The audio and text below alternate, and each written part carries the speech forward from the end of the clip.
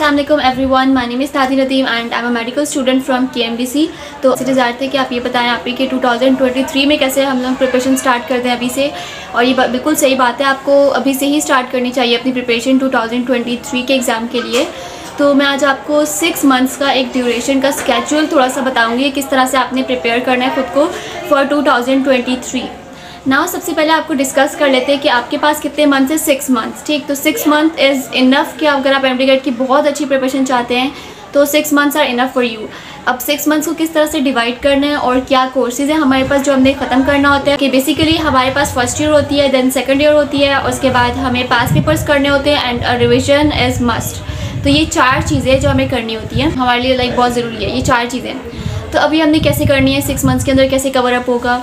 अब देखिए 6 मंथ्स का जो ड्यूरेशन है वो काफ़ी है, बहुत ज़्यादा। तो मैं आपको ये बताऊंगी कि आपने 6 मंथ्स के ड्यूरेशन में किस तरह से तैयारी करनी है और कितने मंथ्स का स्केड्यूल करना है। फर्स्ट ईयर कब करनी है, सेकेंड ईयर कितने डेज़ कितने मंथ्स के लिए।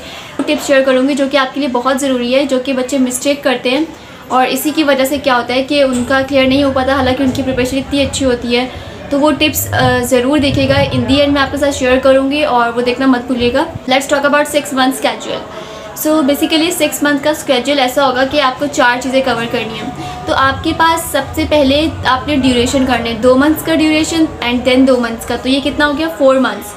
जो पहले 2 मंथ्स होंगे उसके अंदर आपने फर्स्ट ईयर कवर करना है। फर्स्ट ईयर आप कंप्लीट, और आपके पास 2 मंथ्स इनफ होते हैं अगर आप फर्स्ट ईयर कंप्लीट कर रहे हैं तो उनको इतना थॉरली पढ़े कि फ़र्स्ट ईयर कंप्लीट आपने 2 मंथ्स के अंदर कवर अप करना है। उसका टाइम टेबल बनाएं कि आपने 2 मंथ्स के चैप्टर्स को डिवाइड करेंगे किस तरह से आपने उसे कवर अप करना है, ठीक है। तो आपने 2 मंथ्स के अंदर पूरा फर्स्ट ईयर कंप्लीट कर लिया, सही। उसके बाद आपने नेक्स्ट 2 मंथ, यानी अब आपके 4 मंथ हो जाएंगे। अब नेक्स्ट 2 मंथ्स के अंदर आप क्या कवर करेंगे, 4 मंथ्स, थर्ड एंड 4 मंथ्स में आप क्या कर रहे हैं, सेकेंड ईयर कंप्लीट कोर्स, उसके हर टॉपिक हर कुछ। अब बुक्स कौन सी फॉलो करनी है ये इंशाल्लाह मैं आपको नेक्स्ट वीडियो में ज़रूर बताऊँगी कि आपको बुक्स कौन सी फॉलो करनी है और आप उसके साथ साथ बुक के साथ साथ आपने और क्या चीज़ें फॉलो करनी है, ठीक है। तो आपने 4 मंथ्स के अंदर first year and second year का कोर्स कम्प्लीटली कर लिया, पूरा कर लिया, सही। आपको पता है, ठीक है, कम्प्लीटली आपने कर लिया। अब ये उन सब के लिए भी जो बच्चे रिपीट कर रहे हैं उनके पास इनफ टाइम है, वो कर सकते हैं आराम से। अब वो बच्चे जो FSC कर रहे हैं तो मैं उनको ज़रूर बताऊँगी कि आप FSC के साथ कैसे टाइम टेबल को मैनेज करें, ठीक है। और बाकी जो बच्चे रिपीट कर रहे हैं वो तो आराम से कर सकते हैं ये स्केड्यूल फॉलो, ठीक। अब आपके पास 4 मंथ्स के अंदर आपने फर्स्ट ईयर सेकेंड ईयर पूरा कर लिया, ठीक है।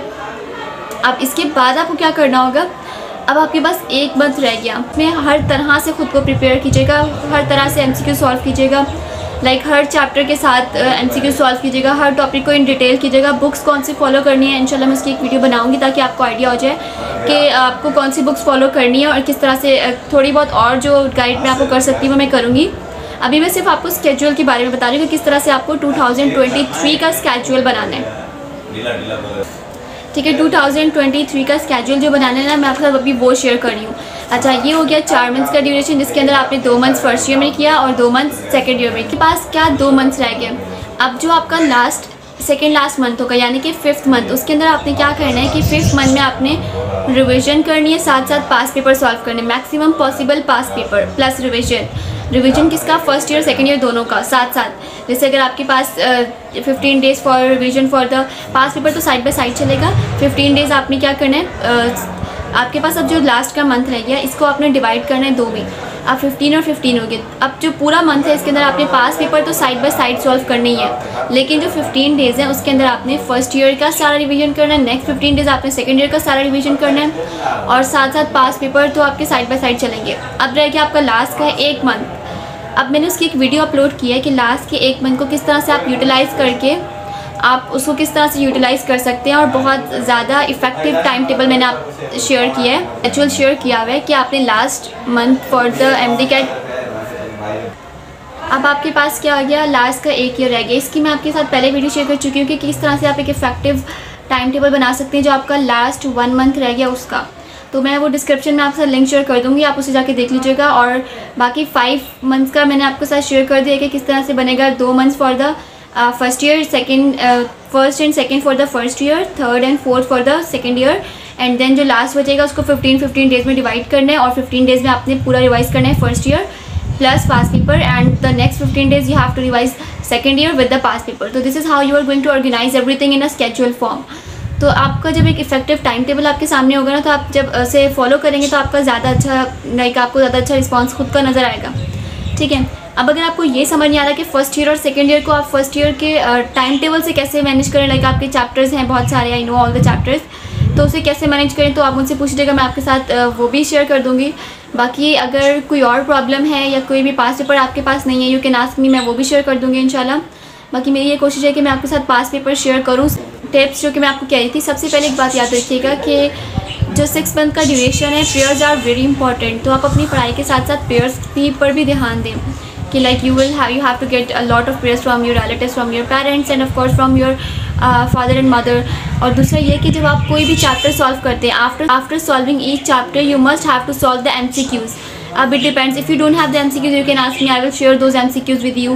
पहली तो ये हो गई कि आप you have to take a lot of prayer from your parents because, और दूसरा ये कि जब आप MCQ सॉल्व कर रहे होते हैं तो हर चैप्टर कंप्लीट होने के बाद उसके MCQ सॉल्व करें फ्रॉम द कोचिंग सोर्स कोई भी हो सकती है, फ्रॉम द कोचिंग, या फिर कोचिंग से नहीं करे तो आपके पास और डिफरेंट सोर्स हैं, यूट्यूब चैनल से पे आप सर्च आउट कर सकते हैं। और इंशाल्लाह मैं शेयर करूँगी, आप मेरे से भी जो सॉल्व MCQs है वो कर सकते हैं। ठीक है, और सारी चीज़ें साइड बाय साइड रखें अपने। ठीक, तो इस तरह आपका फर्स्ट ईयर का कंप्लीट हो गया, सेकेंड ईयर का कंप्लीट हो गया, और रिवीजन हो गया, साथ में पास पेपर्स भी कंप्लीट हो गए। तो this is how you are going to organise 6 months. अब जो लास्ट मंथ है उसका मैंने बहुत इफेक्टिव शेयर किया आपके साथ, तो वो उसका मैं डिस्क्रिप्शन में लिंक शेयर करूँगी, आप उसको जाके ज़रूर देखिएगा ताकि आपको आइडिया हो सके अगर आपका लास्ट मंथ है आप उसको किस तरह से प्रोडक्टिव बना सकते हैं। ठीक, और उसके बाद जो 2 टिप्स थी वो ये हैं कि first you have to do a lot of prayers for your own self, अपने लिए बहुत सारी दुआ करें। ठीक है, और उसके साथ साथ अपने पेरेंट्स को बोलें कि आपके लिए दुआ करें वो, और आप उनसे दुआएं लें। ठीक, number 2, in each chapter you have to solve MCQs from any booklet, from any source of the booklet. The source I will recommend is a Madangle. Madangle is like a website, online website. It's like an online platform. तो उसके अंदर क्या होता है, you have a bundle of MCQs and there you can have chapter wise MCQs as well with the past papers, or like it's all in one. So you can go there, आप chapter जैसे आपने revise किया है, कोई एक chapter cover कर लिया, from like each chapter आपने कवर किया बुक से। After doing all the chapter, after doing one chapter, you have to go to the Madangle and solve MCQs online. वहाँ पर क्या होते हैं, पास पेपर से रिलेटेड MCQs होते हैं, चैप्टर का पूरा डीप समझे कि MCQs होते हैं विद एक्सप्लेनेशन। मतलब अगर आपका कोई MCQs गलत हो रहा है तो they are going to give you the explanation as well, तो इससे बेटर क्या हो सकता है। और उसके जो सब्सक्रिप्शन वगैरह हैं वो अगर आपको डिटेल्स पूछनी हो तो यू कैन आस्क मी, तो सब्सक्रिप्शन के बारे में मैं आपको सब डिटेल बता दूंगी। बाकी Madangle is the best platform या बेस्ट सोर्स जिससे आप MCQs सॉल्व कर सकते हैं चैप्टर वाइज।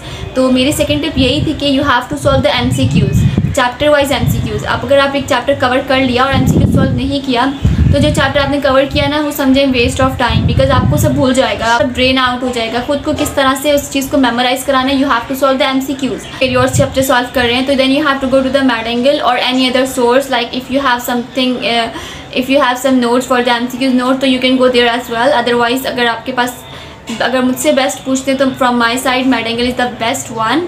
और तो आप Madangle के जाकर वहाँ पर MCQ सॉल्व करें, उधर जो है लाइक चैप्टर वाइज होते हैं। तो आपको खुद जब आप इसकी सब्सक्रिप्शन लेंगे आपको फील होगा कि yes you get something very good. Medical student की सजेशन आपको यही होगी कि yes Madangle, premed by Madangle is the best one.